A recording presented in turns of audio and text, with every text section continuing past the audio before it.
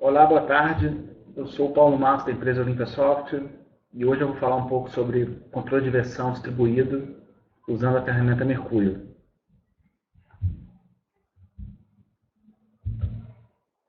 Bom, primeiramente vamos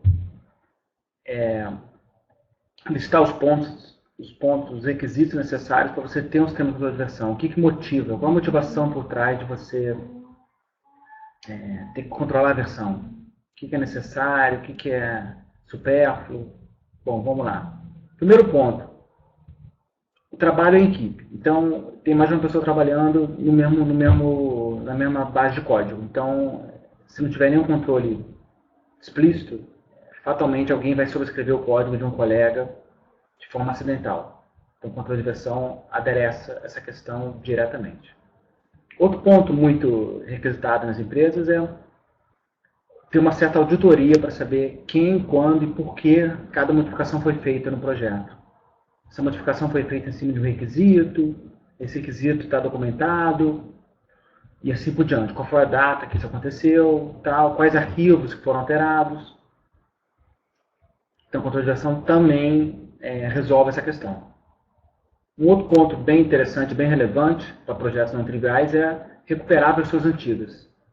O projeto está evoluindo bem, teve o primeiro release, o segundo release, e no terceiro release você quer recuperar o primeiro release para fazer algum fix para um cliente antigo. Com controle de versão isso é natural e diria até semi-automático.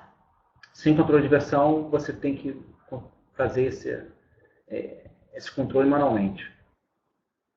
Bom, e em cima disso ainda você pode manter variações simultâneas do mesmo sistema e de forma robusta e de forma controlada, de modo a você saber quais são as diferenças reais entre o variante A e o variante B do teu sistema. O controle de versão permite você estar adquirindo essa informação de forma bem objetiva. Bom, esses 4 pontos sumarizam a motivação de controlar a versão em desenvolvimento de software. Caso contrário, essa figura aí é um exemplo de um grupo que não usava controle de versão. Então, o controle de versão deles era feito via cópia de pastas.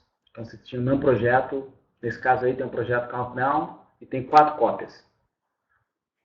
Algumas cópias são backups, outras cópias são, uma cópia de fevereiro de 2009, são releases específicos para determinado cliente. Tudo isso e muito mais é resolvido por um sistema de controle de versão. Isso, entre outros problemas, isso consome espaço em disco desnecessário, mas além disso é tedioso e é bem sujeito a erro manter tal organização, quanto mais se tiver meia dúzia ou mais de pessoas trabalhando nesse mesmo projeto. É bem fácil se perder e acabar se confundindo e jogando fora o trabalho. Bom, agora uma questão central aqui que a gente vai explicar nessa palestra é sobre o paradigma centralizado versus distribuído. O paradigma distribuído, ele é a novidade do momento, ele está ganhando muitos adeptos, mas foi uma evolução expressiva em cima do centralizado. Muitos usuários, acreditam, ainda estão vinculados ao modelo centralizado. Centralizado, acho que talvez o principal representante aí é o Subversion, que por sua vez foi derivado do CVS, que também é outro modelo centralizado. O que é centralizado, gente? É centralizado no sentido que tem um servidor central, autoritário, e todo o resto da equipe opera com cópia de trabalho em cima daquele servidor. Então, nenhuma pessoa, nenhum membro tem o seu repositório. São apenas cópias de trabalhos locais, que são espelhos locais do repositório central. Isso, entre outros problemas, isso torna toda a comunicação tem que passar necessariamente pelo servidor central. E dependendo da natureza do trabalho, do fluxo de trabalho da sua equipe, isso pode ser bem chato até, e especialmente afetar a produtividade dos seus membros diretamente. E, na nossa experiência, muitas equipes ainda estão muito vinculadas a esse modelo, até por falta de motivação de tentar migrar para um paradigma mais moderno. Qual seria esse paradigma? É o distribuído, da sigla em inglês DVCS, Distributed Version Control System. que tem a sua implementação mais conhecida é o Mercúrio e o próprio Git. São duas soluções open source que são bem bacanas e que estão implementando, que implementam esse paradigma. Nessa nossa palestra a gente vai focar muito mais no Mercúrio, tá ok? Nesse modelo distribuído, não existe um repositório central. O repositório central é uma mera questão social. Você elege algum repositório para ser o central, ou então um par de repositórios, mas cada desenvolvedor da sua equipe tem um repositório local. Esse repositório local contém todo o histórico do projeto. É um repositório igual ao pé do repositório central. E assim como o modelo centralizado, você tem também uma área de trabalho acoplada ao seu repositório, que é onde o trabalho efetivamente é realizado. Um grande atrativo desse modelo DBCS é, uma vez que não existe o repositório central, a comunicação entre repositórios é extremamente flexível, podendo ser adaptada ao fluxo de trabalho de cada equipe. Isso é um passo natural e é um passo extremamente usado das equipes que migraram para o modelo distribuído. Bom, a gente colocou essa citação aí do fundador do Fall Creek, o Joe Spolsky, que é um blogueiro muito famoso na parte de engenharia de software, desenvolvimento de software. Ele lançou várias ferramentas interessantes, Fogbugs, o Kim, o próprio Telo. Então, é uma personalidade famosa aí do mundo do software. Ele brinca, ele fala que ele mesmo demorou para entender a vantagem do sistema distribuído, mas uma vez que a ficha caiu, ele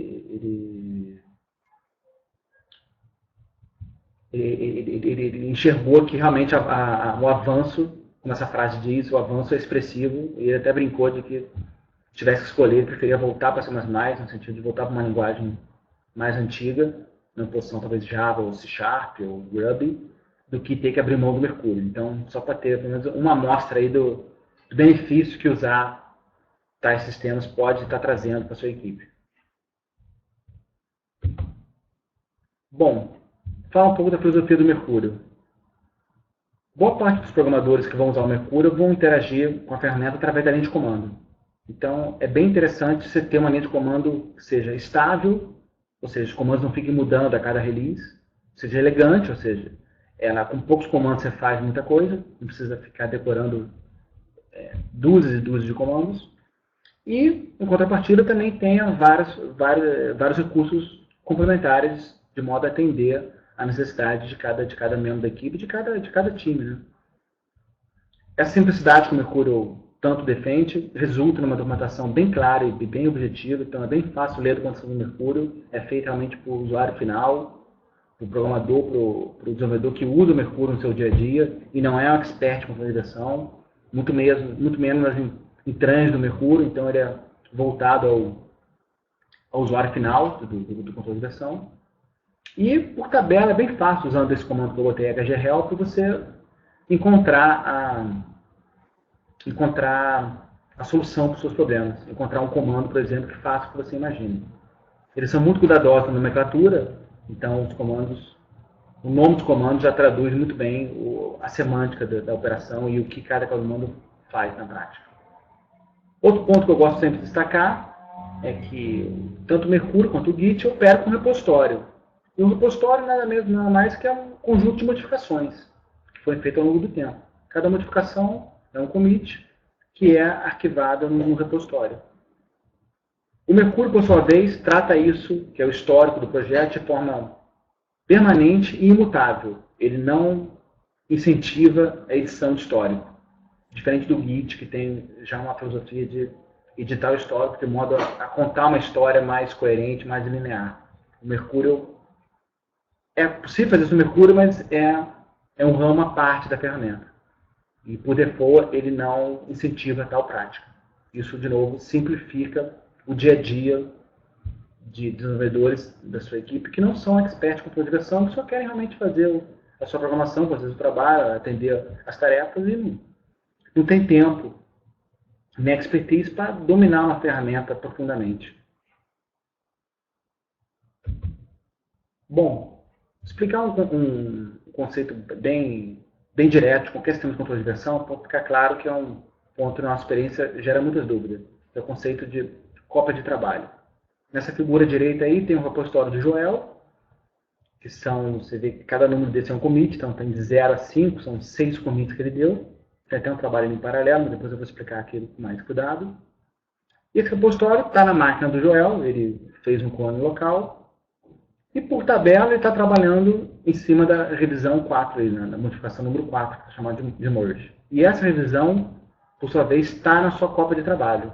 Então o trabalho é sempre feito no seu diretório de trabalho, e nunca dentro do repositório, só para ficar bem claro. Para levar para o repositório é a operação commit que faz isso. O trabalho é sempre feito na sua área de trabalho.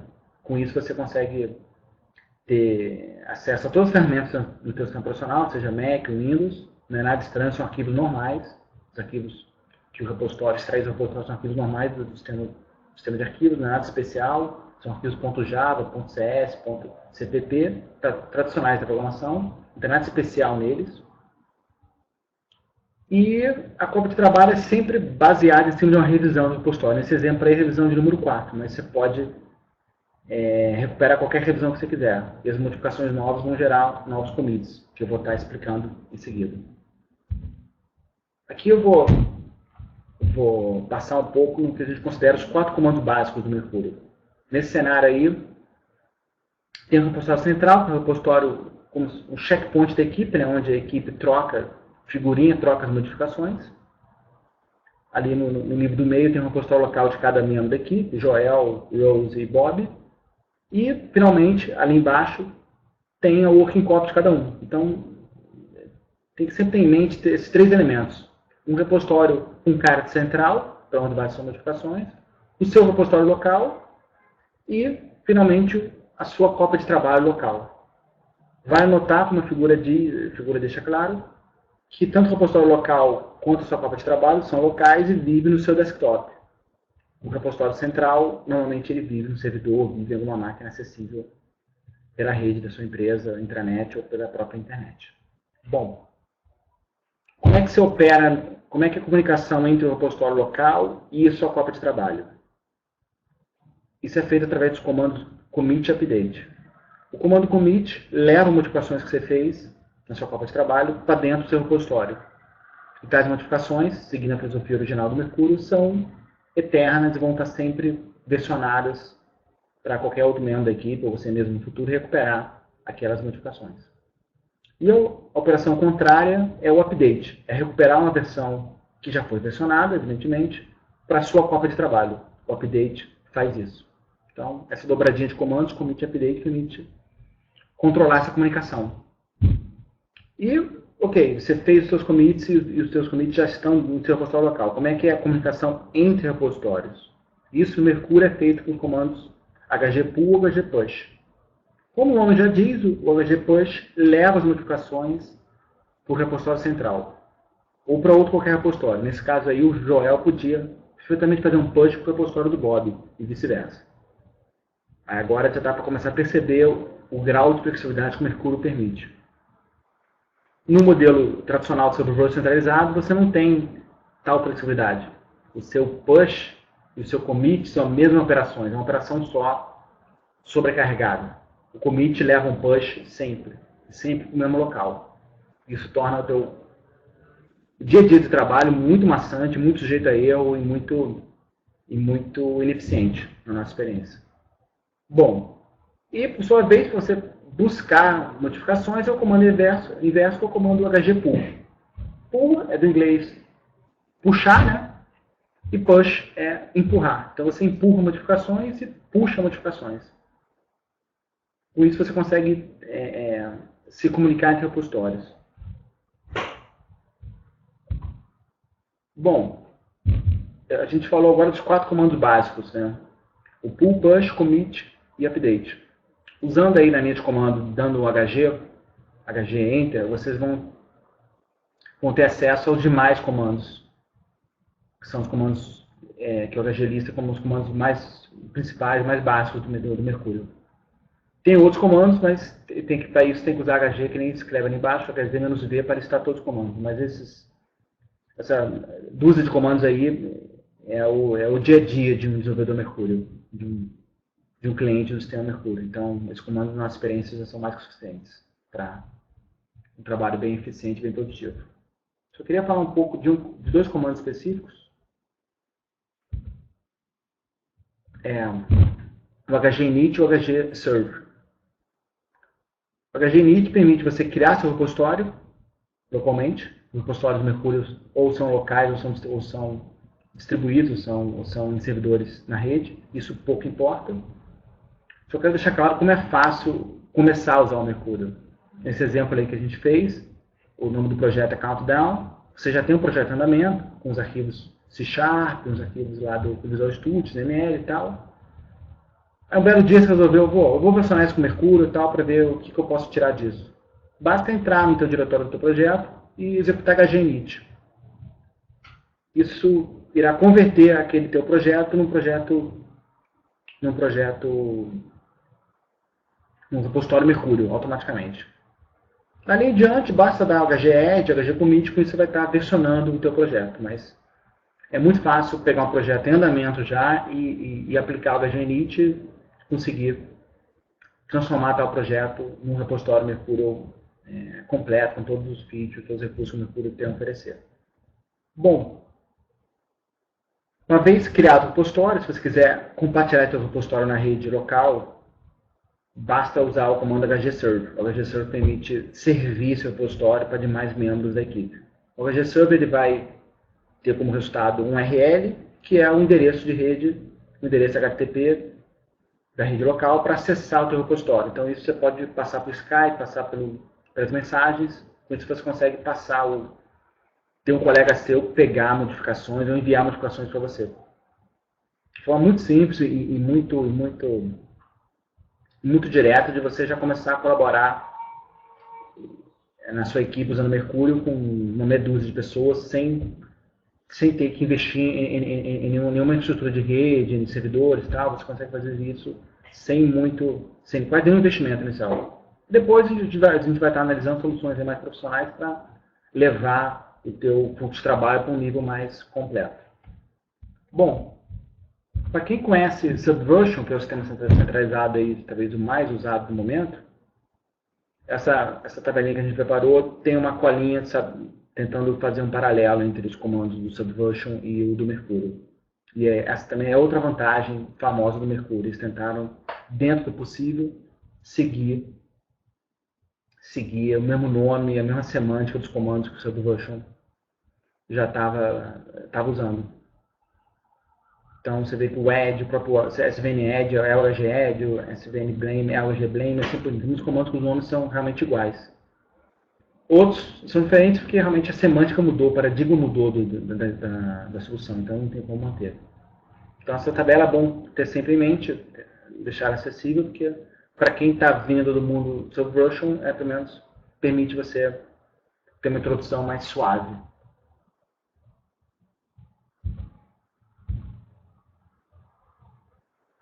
Bom, agora aqui a gente vai conversar um pouco sobre como organizar os repositórios da sua equipe. Uma organização possível de inúmeras que a indústria tem usado. Nesse exemplo aí, a gente manteve um repositório central, que é um repositório de checkpoint, onde o pessoal troca as modificações. E cada desenvolvedor tem um repositório local, que é, no caso, o Joel, a Rose e o Bob.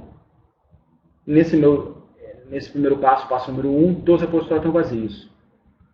No passo número 2, o Joel realiza duas modificações, a 0 e a número 1, que está lá dentro do repositório dele. Essas modificações são feitas no working copy dele, e uma vez que ele está satisfeito com a modificação, ele dá um commit. Ele dá um commit e o commit pede uma mensagem que sumariza a modificação. Ele lá escreveu no 0, versão inicial do guacamole. Ele jogou lá e ficou registrado isso. E depois ele fez outra modificação, número 1, e por sua vez repetiu o processo, fez outro commit e escreveu uma outra mensagem. Que alguma mudança lá na receita lá que ele estava criando. No caso, era um software de receita de comida. Mas é só um exemplo hipotético, gente. Ok, ele criou os dois commits. E está satisfeito com esse trabalho e quer compartilhar com a equipe. De acordo com o que foi combinado entre esse trio de desenvolvedores, eles vão, sempre que estiverem satisfeitos com as mudanças, o combinado lá é mandar as mudanças para o repositório central. Então, no passo número 3, finalmente ele dá um HG push e as mudanças são transferidas do repositório dele para o repositório central. Vale notar que o repositório central pode estar na própria máquina do Joel, assim como em outro canto do planeta via internet. É só questão de ter o endereço do repositório, pode ser um endereço local via sistema de arquivo, um endereço HTTP ou até outros protocolos de redes aí mais específicos. E você consegue mandar suas mudanças para lá.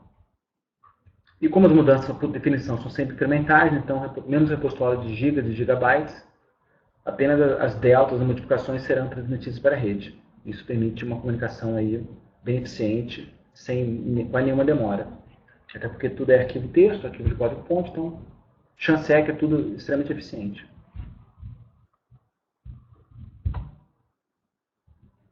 Bom, agora, nesse meu outro cenário aí, continuando esse exemplo do Joel e da Rose e do Bob, a gente vai explorar um pouco sobre a problemática do merge, que é um outro ponto que os sistemas distribuídos brilham e atacam tal operação de forma bem robusta e bem completa. Diferente do centralizado, gente. O centralizado, o merge é tido como um cidadão de segunda classe e até evitado em várias equipes.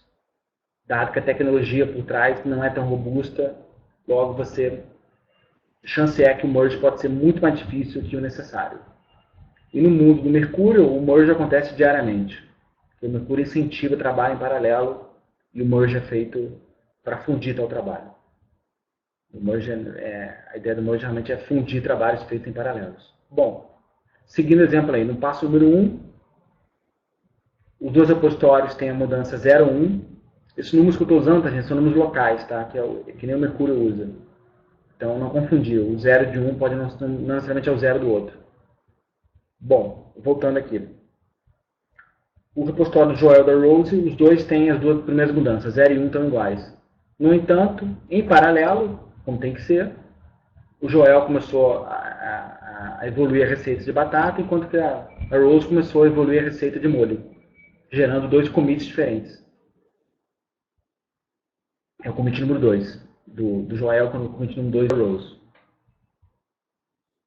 Em paralelo, o Joel e a Rose mandou as notificações dela via HG Push para o repositório central. O Joel continuou o trabalho dele e resolveu dar um HG Pull, que é o contrário do Push, né, gente?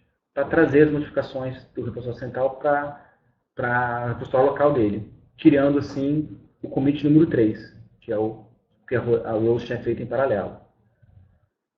Nesse momento, o repositório tem duas cabeças, usando o linguajar do Mercúrio, que é a cabeça número 2 e a cabeça número 3. E com isso é necessário o merge, que é fundir essas cabeças. Criar um novo commit, que é resultado da fusão das duas cabeças, das duas modificações, que é integrar as duas modificações. Finalmente, no passo número 3, o Joel fez o merge, resultou no commit número 4, cuja mensagem ele simplesmente colocou merge, que é muito comum, uma prática muito comum, só indicar que foi uma mensagem de merge, ou commit merge, desculpa, e em seguida fez um push de volta para o repositório central. Então o repositório central, na etapa número 3, já contém aquelas duas, a modificação do Joel e a modificação e o merge. Então já contém mais dois commits. Quando a Rose, por sua vez, buscar isso via HGPool, ela vai ter acesso a essas duas modificações de forma automática.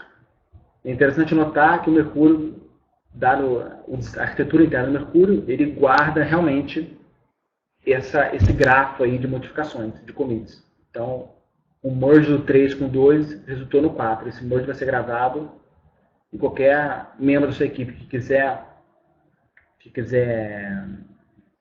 repetir esse merge, basta fazer HGPool e recuperar essas modificações.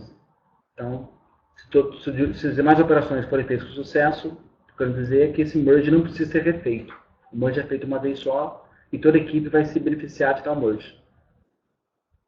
E fica tudo registrado, tudo versionado. Vale notar, para manter a filosofia simples e segura do Mercúrio, Quando você executa o merge via hgmerge, o nome do comando realmente é merge, então você executa hgmerge. Isso por si só não gera um commit novo, tá, gente? Ele preenche a sua working copy com o merge que o Mercurial sugeriu. Se a sugestão do Mercurial é suficiente, basta dar um commit e gerar finalmente o commit de merge, que é o commit que une as duas cabeças. Se a modificação não é suficiente, vocês têm que fazer edições manuais, que é a resolução de conflitos, e, por sua vez, fazer o commit. Vale notar que a grande maioria dos merges do Mercurial não tem conflitos. O merge do Mercurial só indica o fato de existir uma modificação em paralelo no repositório. Isso não implica que as modificações feitas em paralelo mexeram nos mesmos arquivos. Chance é que não foi assim. Até porque o projeto é organizado, o projeto é organizado, cada pessoa está mudando num arquivo diferente. Então, muitas das vezes o merge do Mercurial é automático. Então não precisa ter medo do merge. O merge é feito de forma automática e correta. Tá? Então o Mercurial segue uma filosofia de não tentar ser muito inteligente no merge. Ele tenta automatizar o que ele consegue e o resto ele delega para o desenvolvedor resolver esses conflitos manualmente. Bom, combinando todas essas práticas que a gente falou agora, hgmerge, push, pull, commit e update, é possível, por exemplo, criar uma família de repositórios, esse exemplo tenta ilustrar isso, para que represente, a direção, essas setas aí, normalmente da direção dos push, dos commits, dos pulls, desculpa, de modo que atenda o dia a dia da sua equipe. Nesse exemplo aí, você tem dois times de desenvolvimento, um projeto não trivial, tem o time A e o time B. Cada membro do seu time tem seu repositório local. Nesse caso aí, a Alice trabalha nos dois times, então ela tem dois repositórios.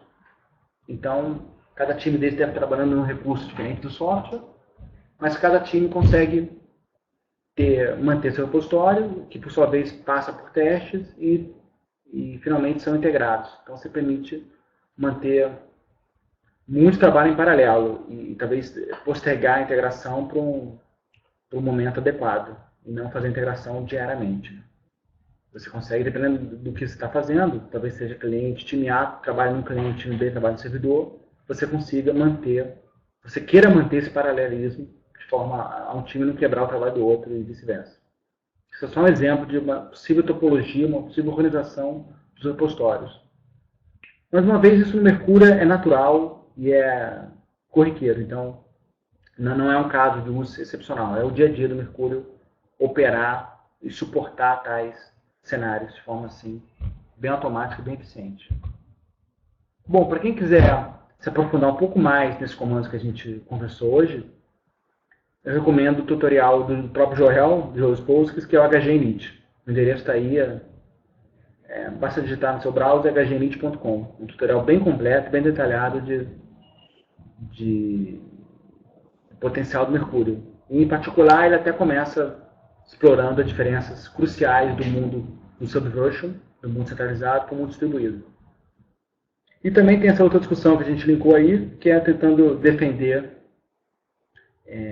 por que o Mercurial é melhor que o Git, que é o outro sistema distribuído também de muita popularidade. Os dois são bastante populares, tá, gente?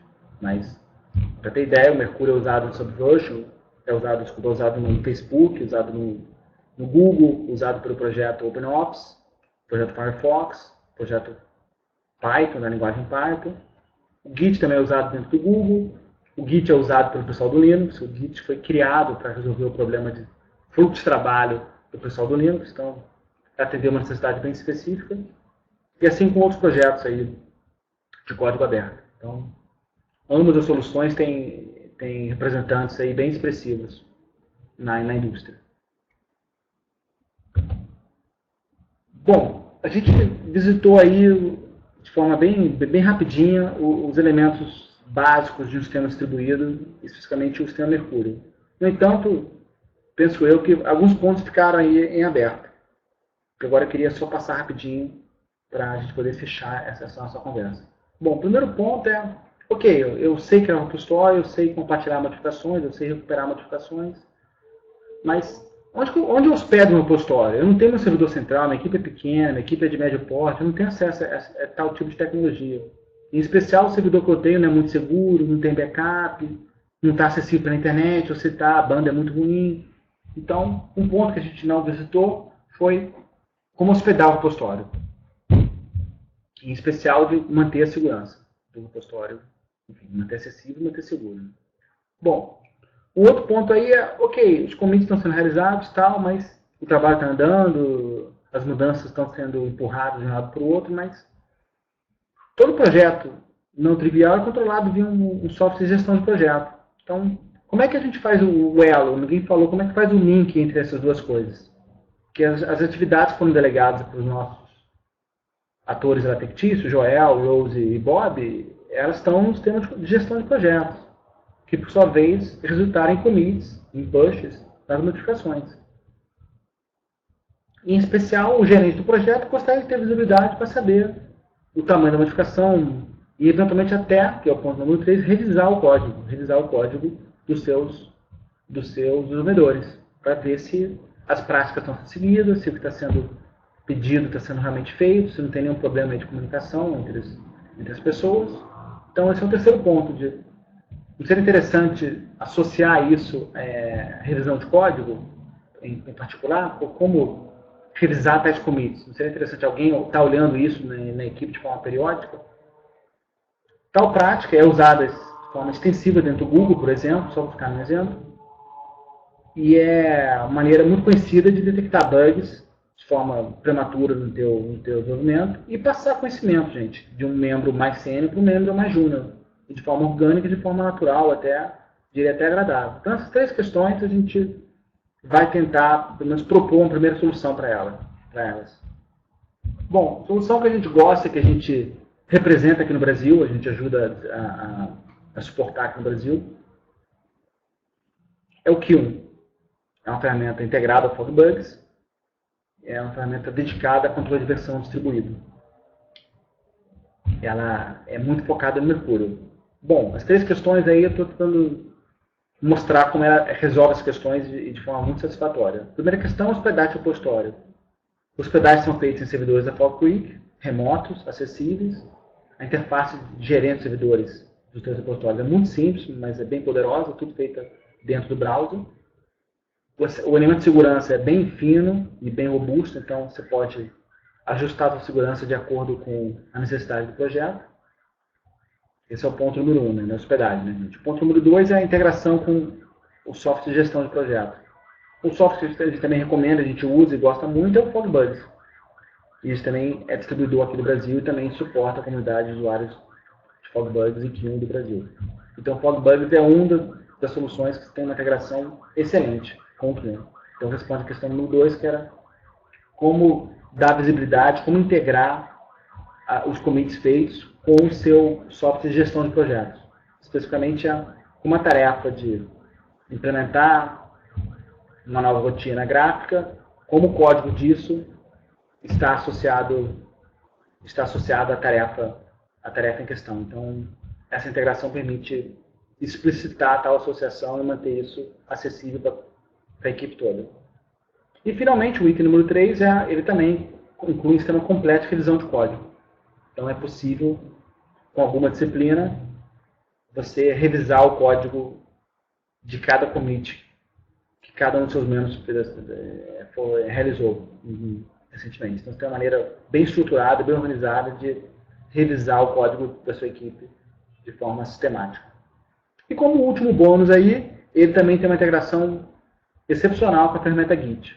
Ele nasceu no Mercúrio, mas eventualmente integrou o Git também e fez uma integração completa de forma que o mesmo repositório pode operar no Git ou Mercúrio. Isso é um feature único do Kiln, só o Kiln suporta tal capacidade. Então, é uma maneira de fazer o Kiln funcionar bem para membros que estejam mais acostumados com o Git, em oposição ao Mercúrio. Então, o Kiln também atende esse quarto elemento aí, que é talvez um pouco mais raro, mas também recorrente, né, em parte da indústria. Bom, gente, para quem quiser brincar um pouco com o Kiln, uma maneira bem interessante de brincar, porque ele é gratuito por 30 dias, então é uma maneira que a gente recomenda de experimentar a ferramenta e experimentar o próprio Mercúrio, que o default opera no nível Mercúrio. Então você pode estar seguindo esse link aí que a gente botou ali embaixo. E lá você cria seu trial, você também vai ter acesso ao Fogbugs, e lá você consegue criar seus repositórios e já começar a brincar.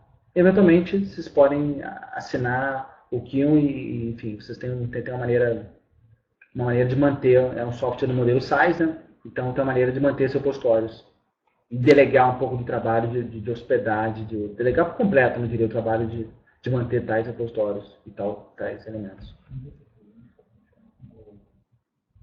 Com limitações aqui técnicas da nossa palestra, infelizmente esse link aqui só funciona atualmente por download do PDF, tá, gente? Desculpa. Então você tem que baixar o PDF para acessar o link. Depois a gente vai tentar postar uma versão revisada que contém o link certo, o link acessível. Mas por enquanto eu peço a gentileza de baixar o PDF para poder acessar o link. Bom, gente, o assunto Mercúrio inicial que a gente queria propor é isso. Se alguém tiver alguma dúvida, por favor, a gente está disponível aqui no canal de chat a conversar um pouco mais sobre não ter ficado claro. E quem quiser mandar e-mail para a gente, basta seguir esse endereço aí, que a gente vai responder questões sobre o Mercúrio e o próprio Kion ou até o Git, se alguém quiser se aprofundar um pouco mais. Tá ok? Muito obrigado, a gente vai repetir essa palestra em breve. Então, quem não pôde participar, amigos, colegas, a gente recomenda vocês divulgarem, porque a gente vai repetir essa palestra de forma periódica. Então, para tentar distribuir esse material para o maior número possível de pessoas. Ok, gente? Obrigado e até a próxima.